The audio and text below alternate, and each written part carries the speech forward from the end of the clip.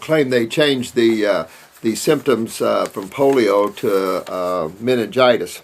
I mean, this is just, this is how corruption is, and I don't know what one does about that much corruption. But all I have to say that to those that are corrupt, one word, karma.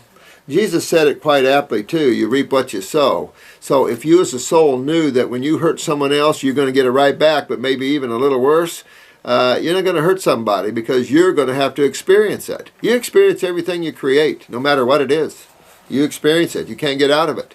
That's why, that's also some of the secrets of how you get out of creation, is you quit creating.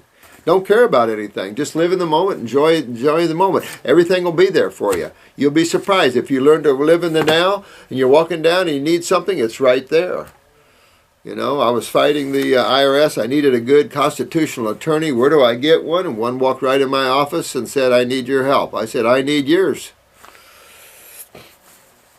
So that was, that's how God works. It's just great. But when we push too hard, the door doesn't want to open. I learned this a long time ago. Don't open any doors that pushing too hard to open. Once you do, you find out, oh, now I know why it was closed for me. I've learned that so many times. I've had my butt kicked so many times that way. So if the door doesn't open, I back off and start to go another way. Thank you. And you'll find that's the best way to live life. Pushing on a door that's real closed for a reason. Let me see here. Okay, so we started out with bronchitis, then it went to laryngitis. Remember, every time you suppress with antibiotics, the next experience is deeper. Simple cold and flu, sinus congestion, goes into bronchitis, goes into pneumonia, doesn't go in. It's just, when you suppress congestion, remember you're constantly creating congestion. And especially if you're eating the same way that's creating the congestion, like with the dairies and the things like that. So everything is going to get worse and worse and worse and worse, and it does. Or we could call them different diseases if we were not had our thinking hat on, right? After this, bronchitis, antibiotics at 9, 10, developed chronic obstructive bronchitis. Yeah, hello. Once at this age, he started to choke. Reanimation department during intravenous drip. His body started turning blue. Adrenaline shot to his head. During this third year, he felt his first symptoms of allergies.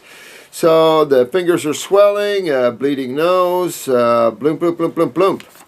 So he's got itching in a private part, endoscopy of the bowels didn't show any abnormal, liver function is also normal. Why? By blood work? Gallbladder, polyp in his gallbladder. He's feeling weakness in his whole body. He has bulged up his nose he has bunged up nose for almost a year, and occasionally after he walks, he had dark mucus in his mouth. Oh, black mucus in his mouth. That's not good. Cold, unpleasant, internal shudder occurs to him being outside in colder weather. Well, he probably has, big-time suppression of thyroid, a lot of congestion. He's loaded. He's blocked up here. You have to decongest this young man. This young man, very lymphatics. This is all lymphatics, blah, blah, blah, blah, blah. And, of course, the lymph system is a great culturing medium for anything. So really, you got to go after this young man. Or he's young. He's 25 years old now. He's got to work on his kidneys, his adrenal glands, start cleaning up the body, as you see this here on the YouTube. We've laid out these protocols for you, and that's what I would do. Go right down, review some of these protocols, because a protocol for someone with cancer is the same protocol with some, basically. When you get into neurological and get into things, yeah, we use different herbal formulas to pick up these different tissues that we need to work on and make them healthy. But as a rule, we're going to detox the body the same way. We will watch and see whether people can tolerate that a level of aggressiveness. If not, we can back up, no problem. If we need to go faster, we can even go faster. But we like to start out gentle. That's why I use the first detox kit on people, just kind of a gentle, one lymphatic, one kidney. Got to deworm people right off. Got to pick up the liver a little bit, which will also grab the pancreas and pick up the stomach and bowels there. Pick up the endocrine gland. If you look at that, that's a nice, really way to start a detox program. You deworm your people. You open up the liver, the pancreas a little bit. You work on the GI tract. You get the kidneys up. You get the endocrine glands moving. Then, after a couple of weeks, if they don't see any really worms or anything, if you see worms and stuff, repeat that kit. But then, hunk on 2 kidney formulas, 2 lymphatics, 1 capsule, and you're really now starting to pull in and dig and pull on that lymph system and on those GI tracts and in the kidneys. At the same time, you're powering up the endocrine glands. And so this is the only way I've ever found that you can truly find remedy, and at the end of it, true regeneration and genetic remembering of cells. That's the only true way I've ever seen that ever done. Other than that, I don't see anything going on that's outstanding to me. Hippocrates not outstanding far from it. I don't see anything outstanding there. There are a few of you practitioners that are outstanding out there, absolutely. But you're working at these higher levels when you're outstanding out there. That's all I'm saying. I told him to eat raw as much as possible, fruits and greens, but low budget binds us down. And here in Lithuania, it's hard to get organic fruits. Well, you might not do organic there, dear ones. You just have to do whatever you can do. Keep the pesticides off of it, though. If you need a veggie wash and the like, the herbal teas would be good, absolutely, because it'll warm them up. The heal all tea or any detoxifying tea. And when you look at detoxifying teas, don't get these purgative herbs, you know, for the bowels and stuff. That's not true detox. Could you suggest some herbs? Well, you know, again, you're going after the kidneys. You're going after the lymphatic systems. Absolutely. If you need to go and get up into the lungs and bronchial trunk, I would use lungs number 2. We have a 3-lung tea. I'd definitely get on that one and start detoxing. If you can't get it over there quick, then look up pleurisy, mullein, and fenugreek. Most people can get fenugreek rolled over. Maybe not pleurisy root, but things that decongest. You know, things that decongest, things that loosen up hardened sputum or mucus, things like that.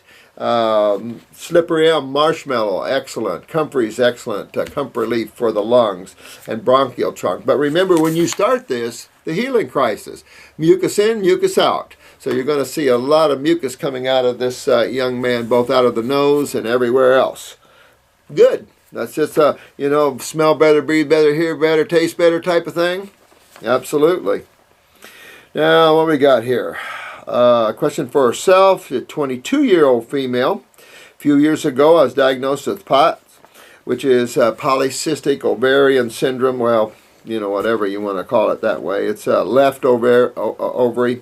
Well, it just shows the left kidney is the one not filtering as good as the other one. My period became irregular. Don't come a few months during a year.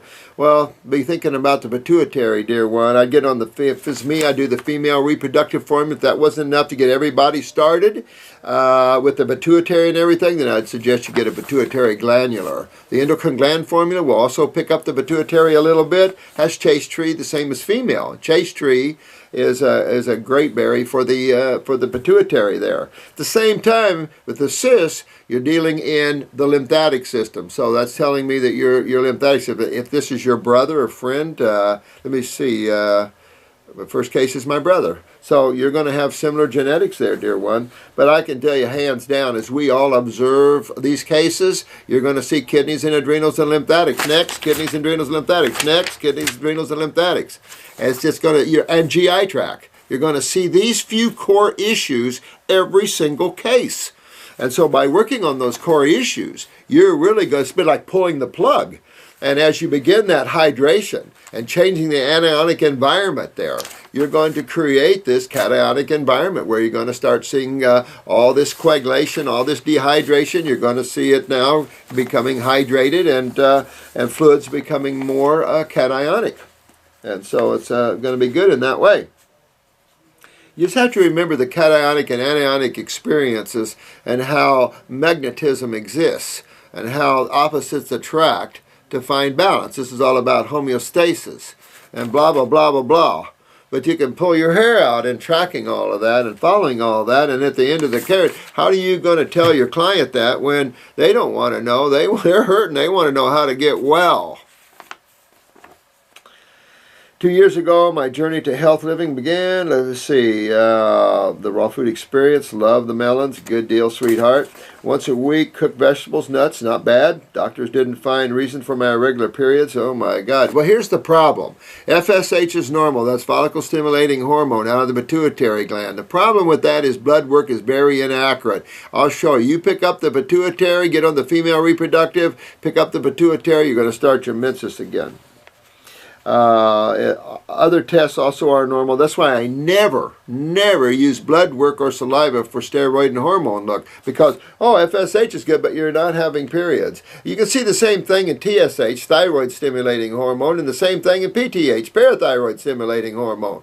You'll still see that the hormones show adequate, but at the same time you have hypoparathyroidism, thyroidism, ovarian syndromes like this. Then my periods disappeared. My skin is really dry, especially on hands. Of course, that's the lymphatic system dehydrating you.